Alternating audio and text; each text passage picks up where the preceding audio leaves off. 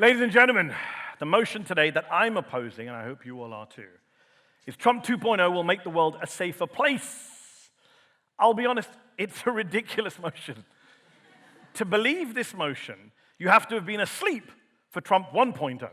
You have to have been in a literal coma between 2017 and 2021, when Donald Trump did more drone strikes than Barack Obama, tore up the Iran nuclear deal, withdrew from the INF arms control treaty, helped Saudi Arabia bomb and besiege Yemen, bombed Syria, dropped the mother of all bombs on Afghanistan, and then did a friendly deal with the Taliban, heaped praise on Vladimir Putin, threatened North Korea with nuclear war, and then exchanged love letters with Kim Jong-un. The world was not a safer place under Trump 1.0.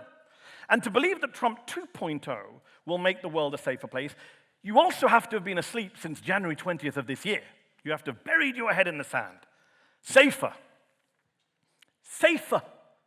Safer for whom? Not for the people of Iran, more than 1,000 of whom were killed in Israeli airstrikes approved and blessed by Donald Trump as excellent. And it wasn't just the Israelis. Donald Trump, the guy who said he would be the anti-war president, the guy who said he would end the endless wars in the Middle East, bombed Iran himself last month in violation of both the UN Charter and the US Constitution. He blew up diplomatic negotiations. He failed to actually destroy all of the highly enriched uranium, which has now disappeared and is unaccounted for. And so as the former conservative foreign secretary, former leader of Michael's own party, William Hague, said the other week, Trump's bombing of Iran makes it, quote, more likely than it was before these events that we will wake up one morning 10 or 20 years from now to discover that Iran has a nuclear bomb. Well done, Mr. President. Trump will make the world safer. Safer for whom? Not for the people of Gaza, who continue to be massacred on a daily basis in their hundreds and thousands.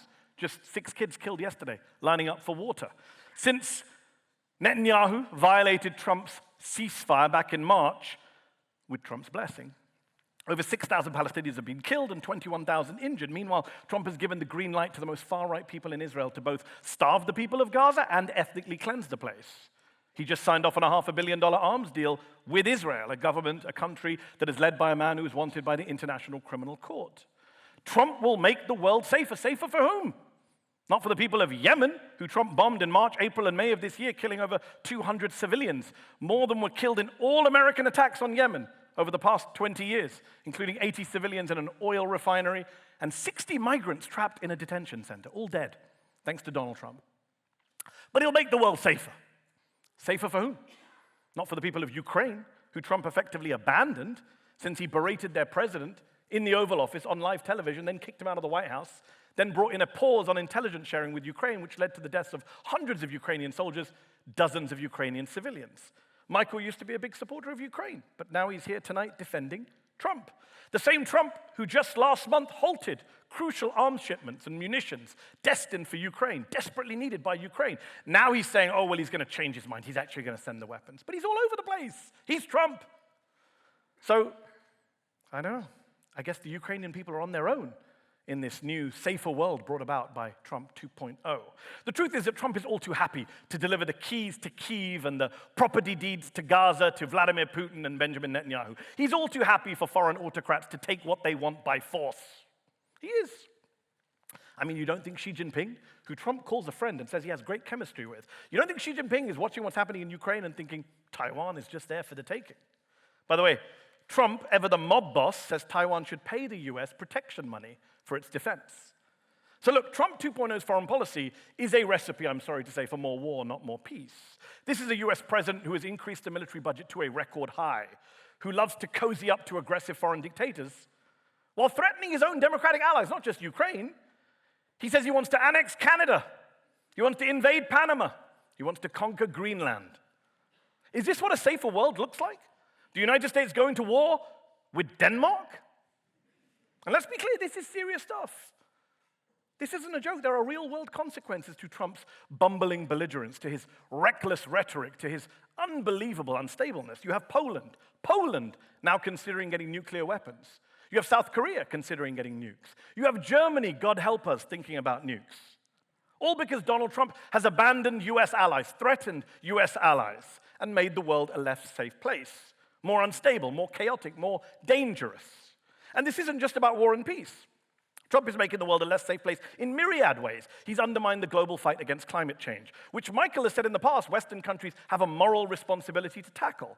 He appointed an anti-vaxxer, Robert F. Kennedy Jr., to run his health department, who promptly announced a cut in US funding to the world's most important global vaccine alliance. Michael, in government during the pandemic, was an evangelist for vaccines. Trump let Elon Musk gut the US aid department and completely undermine the global fight against HIV/AIDS, tuberculosis, malaria. Things that Michael fought against in government. The Lancet Medical Journal said last month that thanks to Trump's cuts to the US aid budget, we could see 14 million additional deaths over the next 5 years, including the deaths of over 4.5 million children under the age of 5. Is that your idea of safety? Is that anyone's idea of a safer world? More disease, more bombing, more global warming, more authoritarians and ethnic cleansers around the world, emboldened by the President of the United States? More chaos, more havoc, more turmoil? How could anyone seriously say Trump is making the world a safer place? Safer for whom? Safer for big oil and the arms industry? Sure. Safer for dictators and authoritarians? Absolutely. Safer for billionaires who want to dodge taxes? No doubt about it. But safer for ordinary civilians? No, not for ordinary civilians in places like Gaza City or Taipei or Kyiv. Not for journalists or dissidents or whistleblowers living under the rule of Trump's authoritarian pals in Pyongyang or Beijing or Moscow. Not for the climate, which continues to threaten our very existence on this planet. This motion feels like a parody. I mean, saying Donald Trump has made the world a safe place is like saying George Bush brought peace to Iraq, or Boris Johnson brought dignity to Downing Street. It's like saying, I don't know, Michael Gove got Brexit right. It's demonstrable bullshit, right? So, ladies and gentlemen, when you look at the ranting, raving, bullying, berating, ignorant, insane Trump, you don't think of safety. You don't think that's the guy protecting the world. And to be honest, whatever Michael tells you tonight, he doesn't believe that either. Just last October, he said if he was an American, he would vote for Kamala Harris, not Donald Trump.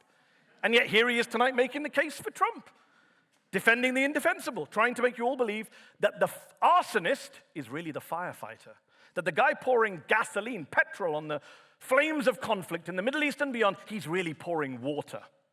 Come on. Are you kidding me? The world is not a safer place. You know it, I know it, Michael Gove knows it, Donald Trump knows it. And so I urge you all to reject this absurd, offensive, and laughable motion tonight. Ladies and gentlemen, I beg to oppose. Thank you very much.